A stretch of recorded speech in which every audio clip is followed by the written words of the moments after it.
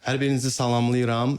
Bizim ilk verilişimizdir və bu format yeni bir formatdır. Biz çalışacağıq bu formatda bir podkast səviyyəsində müzakirə eləyək, tarixi mövzulara toxunaq, lakin eyni zamanda da sadə dildə, ünsiyyət dilində sizinlə müəyyən mövzuları müzakirə edək. Hər mövzu seçiləndə o mövzu ilə bağlı bizim maraqlı qonağımız olacaq və biz çalışacağıq ki, o mövzunu eyni zamanda həm dəqiq elmi faktlara əsaslanan, amma bundan başqa da sadə dildə, ünsiyyət dilində sizlərə çatdırmağa çalışacağıq. Podkastımızın adı Gənc Tarixdir. Biz gənc tədqiqatçılar, gənc alimlər olaraq bu sahənin, həmin mövzunun dərin biliklərə sahib olan bir alimini dəvət edəcəyik qonaq qismində və o mövzunu müzakirə edəcəyik. Bugünkü mövzumuza gəldikdə mövzumuz mürəkkəb, amma eyni zamanda da maraqlı bir mövzudur. Çalışacağıq bu mövzunu bizim qonağımızla bir yerdə açaq və mövzumuz Azərbaycanın 100 il əvvəl, hardasa 20-ci əsrin 20-ci, 30-cu illərinə bizi qaytarır və bu dövrə gəldikdə hansı hadisələr baş verir? Artıq Azərbaycanda Sovet, Bolşevik hakimiyyəti qurulmağa başlayır və onlar hakimiyyəti qurduqda bolşeviklərin qarşısında maraqlı bir problem çıxır. Bu dövləti kim idarə edəcək və dövlətin idarə etməsində kadr məsələsi ortaya çıxır və dövlət idarə etməsində Sovet dövründə kadr siyasətini müzakirə etmək üçün mən istəyirəm sizə qonağımızı təqdim eləyim. Bugünkü qonağımız, əvvəlcə ona təşəkkür etmək istəyirəm ki, bizim dəvətimizi, gənclərin dəvətini qəbul edib və bizim ilk formatımızın ilk qonağı kimi çıxış eləyəcək. Hörmətli tarix elmləri doktoru İlqar müəllim Niftəliyevi salamlayıram. Xoş gəlmisiniz İlqar müəllim. Siz də sağ olun, çox sağ olun. Verilişinizə uğurlar arzu edirəm. Təşəkkür edirəm. İlqar müəllim, deməli bilirik ki, dövlət qurulanda onun qurulmasında tək ideologiya, tək orqanlar və yaxud hər hansı bir anayasa yetərli deyil. İnsan kapitalı, yəni insan resursları və kadrların təyinatı çox vacibdir. Bəzən ideologiyası güclü olan dövlət və yanlış təyinatlar olan sahədə güclü dövlət belə sarsıla bilər və istəyərdim bu mövzunu sizinlə müzakirə eləyək. Ümumiyyətlə bir tarixçi olaraq siz bu mövzunu araşdırmısınız dəqiq olaraq. Kadr təyinatı, kadr siyasəti anlayışı tarixçi üçün nə deməkdir ümumiyyətlə? Çox sağ olun. Ümumiyyətlə kadr siyasəti ifadəsinin təhrifini vermək üçün qısaca deyərdim. Kadr siyasəti dövlətin müxtəlif müəssisə, təşkilatın işinin səmərəli təşkili məqsədi ilə kadrların, yəni işçilərin irəli sürülməsi, təyin edilməsi fəaliyyətidir. Yəni bu qısa ifadədir ki, kadr siyasəti nədir? Düzdür ki, Sovet dövləti yeni bir dövlət idi. Yəni bu vaxta qədər belə bir dövlət qurulmamışdı. Onlar özləri də bəyan etmişlər ki, bu fəhlə kəndi dövlətidir. Və bu belə deyək, ifadədən çıxış edərək bunlar yeni bir dövlət qurduqları üçün bunların kadr siyasəti də yeni olmalı idi. Və bu mənada sözsüz ki, bunların əsasən kadrların seçilməsi, irəli çəkilməsində əsas meyarları nə idi? İlk növbədə siyasi sadiqlik, kommunist ideologiyasına, bolşevik ideologiyasına siyasi sadiqlik, kadrların sosial mənşəyi, bunlar mütləq fəhlə, kəndli sinifin nümayəndələri olmalı idi. Yəni ki, kadrların seçilməsi vaxtı heç də bolşeviklərə belə deyək, müxalifətdə olan, yəni düşmən düşərgəsindən olan, yəni bəy, zadəgan nəslindən olan kadrlar irəli sürülə bilməzdi və nəhayət ki, peşəkarlıq. Yəni ki, ilk dövrlərdə, hardasa biz indi 20-30-cu illərdən söhbət açırıq, ilk dövrlərdə məhz birinci iki amil, yəni siyasi sadiqlik və kadrların sosial mənşəyi əsas rol oynayırdı. Və bu, belə deyək ki, bolşeviklərin kadr siyasətinin əsas parametrləri idi. Təşəkkür edirəm. Dediyinizdən belə anladım ki, onlar artıq belə deyək, başqa bir sinifi təmsil edirdilər və onlar vətəndaş müharibəsinə çıxmışdılar və vətəndaş müharibəsi kimlərə qarşı idi? Həmin dediyiniz zadəganlara qarşı, antibolşeviklər, ağ qüvvələr deyirdilər onlara bəzən və mənə maraqlıdır ki, bu yeni kadrların təyinatında hansı çətinliklərlə üzləşdilər? Yəni nə problemlər yaşandı bu dövrlərdə, bu 20-ci? Bolşeviklər başa düşürdülər ki, xüsusilə milli ucqarlarda kadr siyasətini aparmaq üçün bu yerli xalqların adətlərini, dilini, mədəniyyəti bilən kadrlar lazım idi. Ona görə də artıq 1923-cü ildə o vaxt Rusiya Kommunist Bolşeviklər Partiyasının 12-ci qurultayında, sonra hələ həmin ildə 4-cü deməli məhsul işçilərin və rəhbər işçilərin xüsusi bir müşavirəsi keçirilir Moskvada. Həmin deməli yığıncaqlarda bu kadr siyasətinin əsas meyarları müəyyən olunur və bunlar milliləşdirmə, yerləşdirmə ya da rus dilində ona deyirlər koronizasiya siyasəti irəli sürürlər. Və bu siyasətin məqsədi o idi ki, yerli millətlərdən kadrların hazırlanması, irəli çəkilməsi və təyin olunması ki, çünki bunun məqsədi də o idi ki, yerlərdə Sovet hakimiyyətinin dayaqlarını gücləndirmək. Yerlərdə Sovet hakimiyyətin yerli əhali üçün nə qədər doğma olduğunu göstərmək. Yəni ki, yerlərdə, milli ucqarlarda Sovet hakimiyyətini belə deyək, kənardan bura belə deyək, gətirilməsi kimi qəbul etməmək. Yəni məhz yerli əhalinin arzularını ifadə edən bir hakimiyyət kimi qəbul etməsi. Bu milliləşdirmə siyasəti 1923-cü ildə irəli sürülmüşdü və bu məqsədlər daşıyırdı.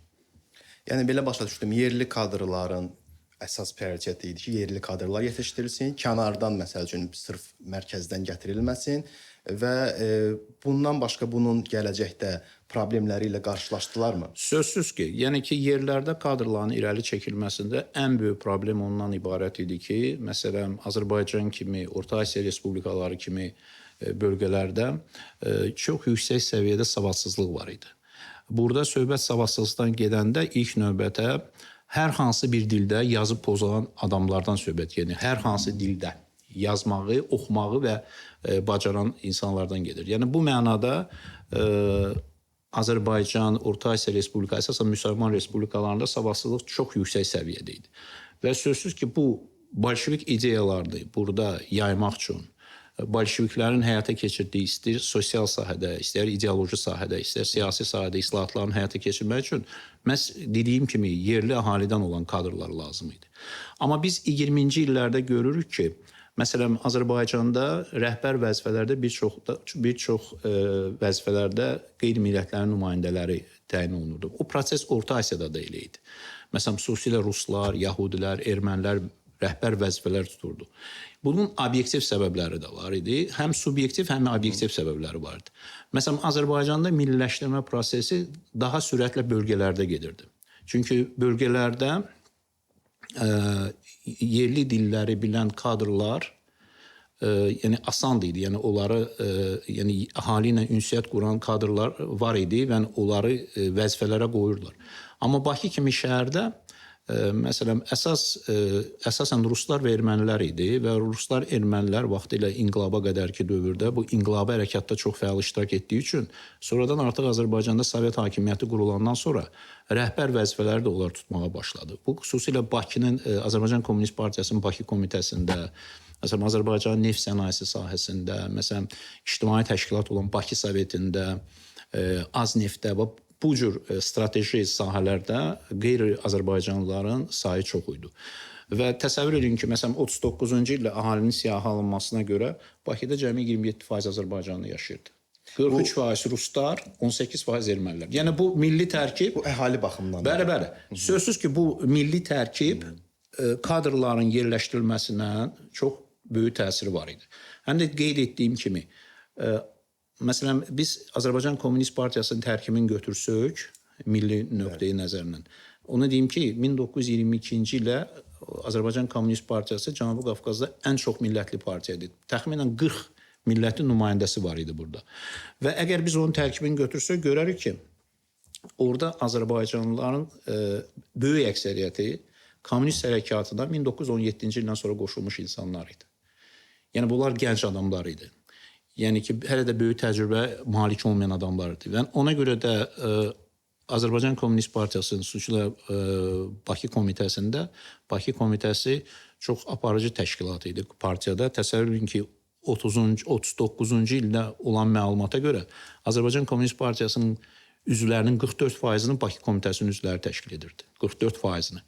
Və ona görə də onlar rəhbər vəzifələrdə qeyri-millətlərin çəkisi çox yüksək idi. Yəni bu obyektiv səbəbləri var idi. Sizcə bəs mərkəz Moskva üçün fərqi var idimi? Hansı millət Bakını və yaxud Azərbaycan SSR-ni idarə edir? Yoxsa həqiqətən əsas odur ki, effektiv idarə etmə olsun, yoxsa Yetəcə istəyirlər ona doğru meyilləsinlər ki, məsələn, milli kadrlar daha çox yetişsin? Məsələn, bizdə belə bir fikir var ki, niyə görə Azərbaycanı qeyri-millətlər idarə edirdi də? Sözsüz ki, Moskva hesab edirdi ki, onun məqsədi o idi ki, effektiv idarə etmə olsun. Moskvanın məqsədi o idi ki, yerlərdə sabitlik olsun. Çünki Moskvanın çox böyük islahatları var idi. Bütün sahələrdə, iqtisadi sahədə, digər sahələrdə, mədəni quruculuq sahəsində. Amma peşəkar kadrlara ehtiyac var idi. Digər səbəbdən də qeyd etmək lazımdır ki, Moskva o milliləşdirmə siyasətini irəli sürdükdən sonra yerlərdə millətçilik meyilləri çox güclənir. Məsələn, Nərimanov kimi şəxsiyyətlər ortaya çıxır və Moskvadan daha çox imtiyazlar tələb edirlər respublikalara, bütün sahələrdə. İstəyir bu neft sənayesi olsun, istəyir kadrların yerləşdirilməsinə. Açıq şəkildə, məsələn, Moskvaya Nərimanov yazırdı ki, niyə müsəlman fəhlələri vəzifələrdə irəli sürülmür? Məsələn, niyə neftlə bağlı Azərbaycanın, belə deyək, müəyyən məhdudiyyətlər var. Yəni, Azərbaycan öz neftini, neft sənayesini sərbəst idarə edə bilmir. Yəni, bu millətçilik meyilləri gücləndiyi üçün Moskvada müəyyən qədər bu ehtiyatlıq hissləri yaratdı və Moskva başa düşdü ki, bu milliləşdirmə dərinləşdikcə müxalif qüvvələr hətta partiyanın özündə artacaq. Ona görə də Moskva bu milliləşdirmə siyasətini müəyyən çərçivələrdə saxlamaq istəyirdi. Ona görə də məsələn Azərbaycan kimi bölgələrdə, Orta Asiya kimi müsəlman respublikalarında mütləq katiblərdən biri qeyri-yerli əhalidən idi. Həmin o katiblər bu prosesləri müəyyən çərçivələrdə saxlamaq üçün ora təyin olunur. İlqar müəllim, bu deməli daha çox türk müsəlman əhalisinin çox olduğu respublikalara aiddir. Bəli, bu əsasən bu respublikalardır. Məsələn, biz bunu Ukraynada deyə bilmərik. Çünki Ukraynada əksinə proses gedirdi məsələn. Məsələn, Ukraynada yerli Ukraynalılar Ukrayna dilini bilmirdilər. Orada problem başqa idi. Orada Ukrayna kommunistlərinin böyük əksəriyyəti rus dilini yaxşı bilirdilər. Və orada milliləşdirmə deyəndə Ukraynalıların Ukrayna dilini öyrənməsi məsələsi dururdu. Azərbaycanda isə milliləşdirmə bir neçə faktorla bağlı idi. Bir, savadsızlığın aradan qaldırılmasının, bir, ixtisaslı kadrların hazırlanmasının, irəli sürülməsinin, onların peşəkarlığının artırılması məsələsi idi. Yəni, burada problemlər daha dərin idi və bir çox qarşıda duran vəzifələri həyata keçirmək üçün böyük işlər görülməli idi. İlqar müəllim, təşəkkür edirəm. Deməli, Mərkəzi Asiyanı dediniz, məsəl üçün Slavyan ölkələri dediniz və mənə maraqlıdır, indi müqayisə etmək istəyirəm dərhal. Cənubi Qafqaz ölkələrində, respublikalarında vəziyyət necə idi? Eyni təyinat baş verirdimi? O çox maraqlı məsələdir. Siz bilirsiniz ki, məsələn, dil məsələsi kadr məsələsinə çox mühüm rol oynayırdı. Azərbaycanlılar əski əlifba idi də, bizdə ərəb qrafikası əlifba idi və ümumiyyətlə bu əlifbanın özünü də çox pis mənimsəmişdilər. Yəni ki, bolşeviklər burada hakimiyyət quranda əhalinin böyük hissəsi savadsız idi və ümumiyyətlə yazmaq, pozmaq böyük bir problem var idi. Ermənistanda və Gürcüstanda o problem yox idi. Onlarda oturuşmuş bir əlifba var idi və ermənilər öz əlifbasını bilirdilər, öz dillərini bilirdilər. Yəni orada kadrların irəli çəkilməsində yerli kadrların elə bir problem yox idi bizdəki kimi. Çünki onlarda o savadsızlıq səviyyəsi bizim kimi yüksək deyildi. Bizim o əlifba məsələmiz o savadsızlıq problemini çox böyük gücləndirirdi.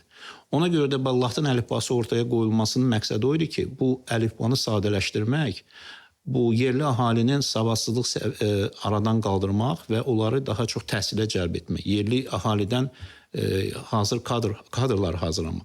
Məsələn, fikir verin, 20-30-cu illərdə Azərbaycanlılar əsasən yönəldilirdi pedaqoji kadrları istiqamətinə. Yəni, müəllimlər hazırlanmalı idi ki, yerli qalan əhalinin savadsızlığını aradan qaldırsınlar. Məsələn, o dövrdə mühəndisdir, həkimdir, bu sahədə Azərbaycanlıların xüsusi çəkisi çox az idi. Çünki Azərbaycanlıları əsasən yönəldirdilər pedaqoji təhsilə. Onun da məqsədi o idi ki, savadsızlıq aradan qaldırılsın. Hətta bir şey yadıma düşdü. Mən tələbə vaxtı olanda, bakalavr dövründə bu dövrü o qədər də səthi araşdırdığıma baxmayaraq, hər zaman elə gəlir ki, təhsil sahəsi Sovet dövründə Azərbaycanda yaxşı inkişaf etmiş ən birinci sahələrdən idi. Deməli, məsələ həm də bu idi ki, pedaqoji sahəyə vurğu olunurdu. Bəli, müxtəlif təhsil pedaqogika ilə, yəni pedaqoji sahə ilə bağlı texnikumlar açılırdı bölgələrdə, ali məktəblər açılırdı. Yəni ki, bu çox vacib şeydir. Məsələn, proses getdikcə, xüsusilə 20-ci illərin sonu, 30-cu illərin əvvəli o sənayeləşmə prosesi dövründə artıq müxtəlif ixtisaslar üzrə kadrlar hazırlanmaq lazım idi. Məsələn, Bakı Dövlət Universiteti 30-cu ildə niyə bağlandı? Bəziləri ona belə bir rəng verirlər ki, güya bu mərkəzin məqsədyönlü siyasətidir. Elə deyildi. Bakı Dövlət Universiteti və Azərbaycan Dövlət Universitetinin nəzdində bir neçə ali məktəb yaradıldı. Yəni bu ali təhsili şəbəkələmə məqsəd islahat idi. Bəli. Əsas məqsəd islahat idi. İxtisaslı kadrların hazırlanması idi. Yəni ki, ona görə də şəbəkələşmə getdi, bir neçə ali məktəb yaradıldı. Kənd təsərrüfatı sahəsində, xüsusilə pedaqoji sahədə, sosial Sovet quruculuğu və hüquq sahəsində ali məktəblər açıldı. Ondan sonra 34-cü ildə Bakı Dövlət Universiteti yenidən fəaliyyətini bərpa etdi. Və hətta Bakı Dövlət Universitetinin özünün nəzdində də yeni fakültələr açıldı. Yəni məqsəd peşəkar kadrları hazırlamaq idi. Çünki sənaye inkişaf edirdi. Sənaye bütün müxtəlif sahələr üçün mütəxəssislər lazım idi. Kənd təsərrüfatı inkişaf edirdi. Kənd təsərrüfatının özündə də peşəkar mütəxəssislər hazırlanmalı idi. Kollektivləşmə dövrü gedirdi. Yəni Sovet hakimiyyəti o bayaq düz əsas o idi ki, idarə etmənin effektivliyini artırmaq, peşəkarlıq səviyyəsini artırmaq kadrlarının. Yəni bütün bu siyasət ona yönəlmişdi. Görürəm, effektivliyi dediniz, bir dövrə keçmək istəyirəm, 30-cu illərə, xüsusən də bu 37-ci il repressiya dövrü kimi tanınan bir dövr. Hər zaman elə gəlirdi ki, ancaq ziyalılara qarşı repressiya olub, amma sizin stenoqram var idi, tanış olduqdan sonra başa düşdüm ki, bizim həm də bu kadr siyasətində, kadr təmizləmə dövrü idi. Yəni Sovet idarə etmə sistemində, kadr sistemində belə bir təyinatlı kadrların təmizlənməsi gedirdi. O hansı xüsusiyyətlərlə gedirdi ümumiyyətlə? Bilirsiniz, ümumiyyətlə Sovet dövləti bir qədər totalitar dövlət idi, təhparçalı sistem idi. Daim daxildə düşmən axtarışındaydılar. Ona görə də hər bir böyük bir islahatlar ərəfəsində partiya daxilində təmizləmələr keçirdi. Fikir verin, vətəndaş müharibəsi qutardı. Təxminən 21-22-ci illərdə. 21-ci ildə böyük bir təmizləmə keçirildi. Bu ən böyük təmizləmə idi partiya daxilində. Məsələn, Azərbaycan Komünist Partiyası 22-ci ilin əvvəllərinə 14 min idisə, üzvlərinin sayı təmizləmədən sonra 8 minə indi. Eləcə də Ermənistanda, eləcə də Gürcüstanda. Sonra 29-30-cu illər, bu nə dövrdür? Kollektivləşmə dövrünə keçid bir dövrdür. Eyni zamanda birinci 5 illiyin dövrüdür. Yenidən partiya daxilində təmizləmələr keçilir. Və partiyadan onlara pasiv elementlər deyirdilər. O pasiv elementlər hansı elementlər idi ki, fəallığı ilə seçilmirdilər. Yəni ki, bu adamlardan partiyanın təmizlənməsi məqsədidir. Sonra 33-35-ci illər 5 illik başa çatdı, kollektivləşmənin böyük bir mərhələsi başa çatdı, yenidən partiya təmizləmələri keçirdilər. Və 33-35-ci illərdəki keçirilən təmizləmələr əslində o 37-38-ci ildəki repressiyanın bir preludiyası idi. Biz adətən deyəndə ki, repressiyalar 37-38-də başlayıb, o düz ifadə deyil. Əslində repressiyalar Sovet hakimiyyəti qurulduğunun ilk günlərindən həyata keçirilirdi. Onun pik nöqtəsi 37-38-ci illərdir.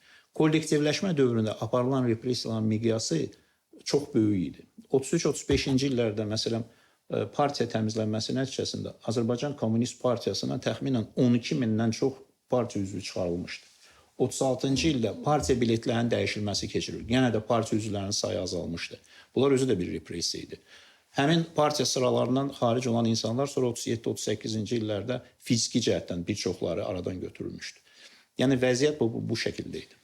Maraqlısı bilirsiniz nədir? Deməli, kadr çatışmazlığı var ilk dövrlərdə. Kadr axtarırlar ki, yerli, milli məsələlər üzərində bir kadr qursunlar və bu effektiv idarə etməni əldə eləsinlər və sonradan yenə bir repressiya başlayır. Hər bir neçə bir müddətdən sonra bir repressiya başlayır. Bu nə ilə əsaslandırıla bilər? Hansısa bir məqamda totalitar bir rejimin şübhəsi mi var idi, yoxsa sorğuluyurdu, inamsızlıq var idi, nə mühit sürüldü? Stalinin belə bir ifadəsi vardı, inkişaf getdikcə sinfi mübarizə güclənəcək. Bu təkcə daxili amillərlə yox, xarici amillərlə də bağlı idi. Sovetlər dövlətin demək olar ki, müttəfiqi yox idi. 30-cu illərin çox mürəkkəb beynəlxalq vəziyyəti, Avropada faşizmin baş qaldırması, hətta qonşu dövlətlərin İranla, Türkiyə ilə Sovetlər İttifaqı münasibətlərinin pozulması. Bütün bunlar, məsələn, Polşa ilə Sovetlər İttifaqı qonşu dövlət idi. Yəni bütün SSR-ni əhatə edən dövlətlərlə Sovetlər İttifaqı münasibətləri əslində korlanmışdı. Və belə bir şəraitdə daxili düşmənin axtarışına çıxmışdı rəhbərlik. Məqsəd o idi ki, qüvvələri səfərbər etmək. Daxildə qüvvələri səfərbər etmək. Ümumiyyətlə, Sovet hökuməti həmişə Sovet vətəndaşlarını mübarizəyə hazır olmasında tərbiyə edirdi. Düşmən axtarışında, xalq düşmənləri ölkə daxilində var, xalq düşmənləri müəssisələrdə var, məktəblərdə var, nə bilim, idarələrdə var. Yəni, ola bilsin ki, bu çox şişirdilirdi və sözsüz ki, bu çox şişirdilirdi. Amma cəmiyyətdə bir xof yaratmaq məqsədi var idi. Qorxu yaratmaq. Beləliklə, cəmiyyəti müəyyən qədər səfərbər etmək. Xarici düşmənlər qarşısında və daxili düşmənlər qarşısında. Repressiyaların həyata keçirilməsinin əsas məqsədlərindən biri buydu. Bu repressiyalar sözsüz ki, çox böyük zərbə vurdu Sovet dövlətinə. Biz onu artıq İkinci Dünya müharibəsi başlayandan sonra biz bunu gördük. Məhz İkinci Dünya müharibəsi dövründə bir çox xəyanətlər, Sovet vətəndaşlarının xəyanət olması, bunlar hamısı bu 30-cu illərdə aparılan siyasətin nəticəsi idi. Cəbhədə olan uğursuzluqlar, bir çox təcrübəli zabitlərin güllələnməsi, bu da həmin o prosesin 30-cu illərdə həyata keçirilən siyasətin nəticəsi idi ki, sonraki onun Sovet hökuməti onun nəticələrini artıq İkinci Dünya müharibəsi dövründə qabarıq şəkildə gördü. İlqar müəllim, bu məsələ biz bir tarixi təcrübə kimi baxdıqda, bu dövrdə hansı mexanizmlərin həqiqətən sizin fikrinizcə uğurlu oldu? Hansı mexanizmlər ümumiyyətlə heç beşiyində belə boğuldu? Bilirsiniz, Sovet dövründə kadr siyasətinin müsbət tərəfləri vardı. Demək olmaz ki, bunlar hamısı mənfi idi. Sözsüz ki, bugünkü gündə kadrların seçilməsində onun siyasi baxışları, hansısa bir partiyaya üzv olması ya sosial mənşəyi artıq bu gün biz kadrları irəli çəkəndə o faktorlar birinci dərəcəli deyil. Bu gün birinci dərəcəli kadrların bugünkü gündə kadrların irəli çəkilməsində əsas peşəkarlıqdır. Kadrların yerində öz belə deyək, bacarığına görə kadrların irəli çəkməsi əsas rol oynamalıdır. Və ancaq bu şəkildə sənin qarşıda qoyduğun məqsəd vəzifələrə sən uğurla çata bilərsən. Hesab edirəm ki, amma o peşəkarlıq məsələsi var. Məsələn, kadrların təcrübə yığılması, vəzifədən vəzifəyə keçməklə o təcrübənin yığılması sözsüz ki, bu Sovet dövlətində də var idi, bu gün də bu var. Və mən hesab edirəm ki, hansı müəssisə olmasından asılı olmaq istəyir, dövlət idarəsi olsun, təcrübə və peşəkarlıq həmişə hər hansı bir məqsəd vəzifəyə çatmaq üçün o uğuru təmin edən bir şeydir. Yəni, bugünkü gündə də biz ona başa düşürük ki, bu mühüm bir faktordur. Təşəkkür edirəm və sonda bir tarixçi baxış istəyərdim sizdən. Ümumiyyətlə, sizə görə dövlət üçün ideal bir model, kadr modeli hansı ola bilərdi? Bütün bu araşdırdığınız dövrlərdə gəldiyiniz qənaət nədən ibarət? Ümumiyyətlə, ideal bir şey yoxdur. Yəni ki, adətən deyirlər ki, müasir kadrlar zamanı ilə ayaqlaşmalıdırlar. İlk növbədə elmi, texniki tərəqqinin nailiyyətlərindən mənimsəməlidirlər. Bugünkü gündə bu ideal kadrlardır. Müxtəlif dilləri bilməlidirlər, bu sözsüz ki. Kadrların seçilməsində inklüzivlik faktoru çox mühüm rol olmalıdır. Burada meritokratiya məsələsi var. Yəni, kadrlar seçilərkən hansısa şəxsi əlaqələr, nepotizm falan. Bəli, qeyri-formal əlaqələrin rolu olmamalıdır. Birinci növbədə kadrların vəzifəyə çəkilməsində peşəkarlıq olmalıdır, bilik olmalıdır birinci yerdə. Kadrlar öz yerində olmalıdırlar, hər bir kadr. Və bu mənə hesab edirəm ki, ideal kadr siyasətinin əsas rol oynayır və kadrlar daim özlərində işləməlidirlər. Təlim olmalı. Çünki biz görürük ki, dünya necə dəyişir sürətlə. İlk növbədə o, belə deyək, müasir texnoloji proseslərlə, sürətlərlə gedir. Ona görə kadr ancaq dondurulmuş şəkildə yox, o daimi öz üzərində işləməlidir ki, yeni çağırışlara hazır olmalıdır. Ki, öz yerini, belə deyək, o tutduğu vəzifəni yerinə yetirə bilsin və hətta həmin yeni vəzifələrə iddialı olsun. Hesab edirəm budur. Təşəkkür edirəm İlqar müəllim. Bu həqiqətən çox geniş bir mövzudur. Əslində biz bunu bəlkə də uzun bir saat bəs eləməz mənim fikrimcə. Və bizi podkastımızı, müzakirəmizi eyni zamanda hazırda qonaqlarımız da var, canlı şəkildə iştirak eləyir və onlar da dinləyirlər. Düşünürəm ki, onlar üçün də maraqlı olan bir mövzudur və bu mövzu ilə bağlı hər hansı bir suallar varsa, düşünürəm ki, İlqar müəllim onları cavablandıra bilər. Buyurun. Deməli, Vakif xanımla Tarix Texnologiya üçün Azərbaycan Respublikasının Tarixi Şöbəsi Tarix üzrə fəlsəfə doktoru Günel Musayeva. İlk öncə sizə təşəkkür edirəm. İlqar müəllimə, Arxan müəllimə sizə təşəkkür edirəm. Belə bir təşəbbüs düşünürəm ki, gənclərimiz üçün də çox maraqlı oldu. Şəxsən mənim özüm üçün də maraqlı oldu. İlqar müəllim çox ətraflı bütün məsələlərə toxundu və çox maraqlı bir çıxış alındı. Mən bir məsələni İlqar müəllimdən soruşmaq istərdim. İlqar müəllim, bu kadr məsələsində 20-ci, 30-cu illərdə toxundunuz. Mənə maraqlıdır. Bu seçimdə əsasən üstünlük, kadr seçimində əsasən üstünlük hansı amillərə verilirdi? Deyək ki, ailə amili, ailə faktoru, dini mənsubiyyət və yaxud təhsil və yaxud hansı bölgələrə deyək ki, xüsusi belə üstünlük verilirdi? Var idi mı belə bir amillər? Bu kadr siyasətini Komünist Partiyası həyata keçirirdi. Sözsüz ki, Komünist Partiyası bu siyasəti həyata keçirərkən ilk növbədə irəli çəkdiyi kadrlar həmin partiyanın üzvü olmalıydılar. Yəni, siyasi amil birinci yerdə dururdu. Bu, komünist ideologiyasına bağlı olan insanlar olmalıydılar. Onlar dəfələrlə öz yerlərində bu ideologiyaya sadiq olduqlarını sübut etməliydilər. Belə bir, məsələn, maraqlı, məsələn, irəli çəkilən kadrın şəxsi işi var idi da. Şəxsi işində nə var idi bu kadrın? Onun öz ərizəsi, onun haqqında xasiyyətnamələr və onun anket məlumatları. Və anket məlumatlarında nə yazılırdı? Bu insan, məsələn, fevral inqilabına qədər nə ilə məşğul olub? Fevral inqilabı vaxtı nə ilə məşğul olub? Fevral inqilabından oktyabr inqilabına qədər nə ilə məşğul olub? Yəni, bura oktyabr inqilabı vaxtı nə inib bu? Yəni, oktyabr inqilabından sonra nə inib? Məsələn, Azərbaycanı göstərir, Azərbaycanda Sovet hakimiyyəti qurulması vaxtı bu nə işlə məşğul olub? Yəni, bütün bu məlumatlar orada toplanırdı ki, və beləliklə o kadr haqqında müəyyən bir təəssürat yaranırdı. Kənardan indi biz onlara danos deyirik də. Ola bilərdi kimsə bu kadr haqqında nəsə yazardı, anonim yazardı. O da nəzərə alınırdı. O fakt yoxlanılırdı. Yəni, kadrın vəzifəyə getməsinə qədər, xüsusilə yuxarı vəzifəyə gedən adamlar haqqında komissiya bütün bu məlumatları təhlil edirdi və ondan sonra son qərarı verirdi. Yəni, belə bir seleksiya, seçim aparılırdı.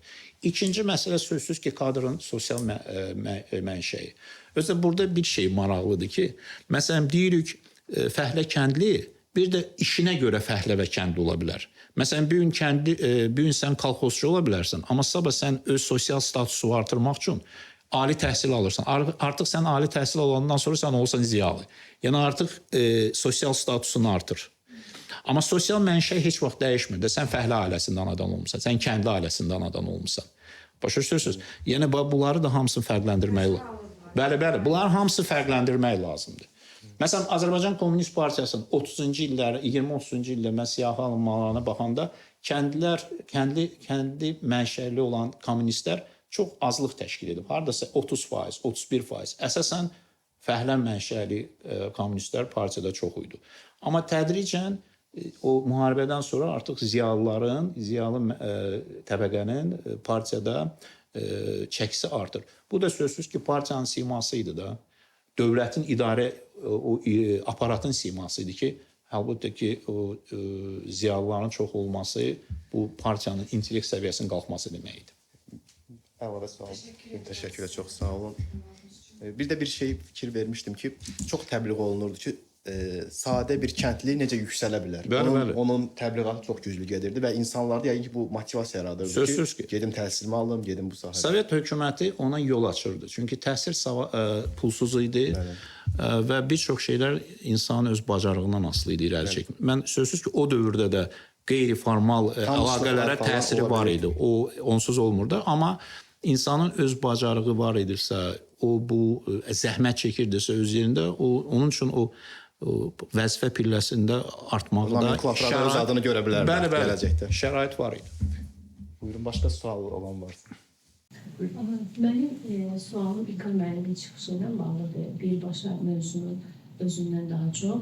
Xüsusilə də 30-cu illərin deməli ikinci yarısında, yəni 37-ci ildə o zirvəsini yaşayan repressiyalara 36-cı il, o 1936-cı il qalib gəlmiş sosializm konstitusiyası anlayışı nə dərəcədə əlaqəli idi? Çünki mənim bundan bağlı öz fikirlərim də var ki, bu birbaşa əlaqəsi var idi. Çünki insanlar inanırdılar ki, sosializm ki qalib gəldi, artıq biz rifahı görməliyik. Amma rifah görüldümü?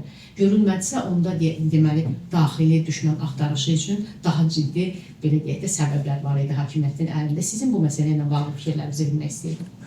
Ümumiyyətlə, Sovet ideologiyasında, Sovet dövlətində bir çox bəyan olunan şüarlarla real həyat arasında böyük fərq var idi. Yəni ki, yadınıza düşürsə, Brejnevin dövründə artıq inkişaf etmiş sosializm şüarı var idi. Yəni ki, burada isə qalib gəlmiş sosializm. Bu totalitar bir cəmiyyət idi. Rəhbərlik, dövlət istənilən şüarları irəli sürə bilərdi. Amma o real həyatda o necə öz əksini tapırdısa, o başqa məsələ idi. Həmişə deyilən şüarlarla real həyatı arasında böyük fərqlər var idi, böyük uçurumlar var idi. Amma nəticə bir idi. Yeni bir nəsil böyüdü. Kəndlilər, fəhlələr içərisindən yeni bir ziyalı nəsli böyüdü və artıq onlar bu quruluşda dünyaya gəlmişdilər və gözünü açıb bu quruluşa məktəbində təhsil almışdılar, ali məktəbində təhsil almışdılar. Artıq bu ideologiya formalaşmışdı. Amma mən bayaq dediyim kimi, müharibə dövründə hətta baxmayaraq ki, Sovet hökuməti bu ideoloji cəhətdən bu insanların o şuurlarını, beyinlərini nə qədər emal etsələr də belə, müharibə dövründə bu ideologiya müəyyən qədər çat vermişdi.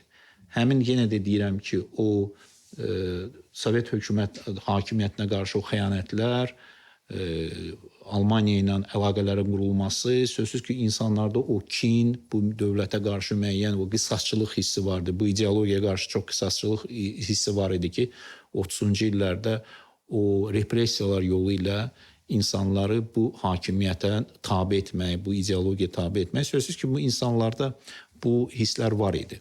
Yəni ki, həm də o şüarı qalib gəlmiş sosializm daha çox bu iqtisadi sahədə əldə olunan uğurlarla bunlar bağlayırdılar.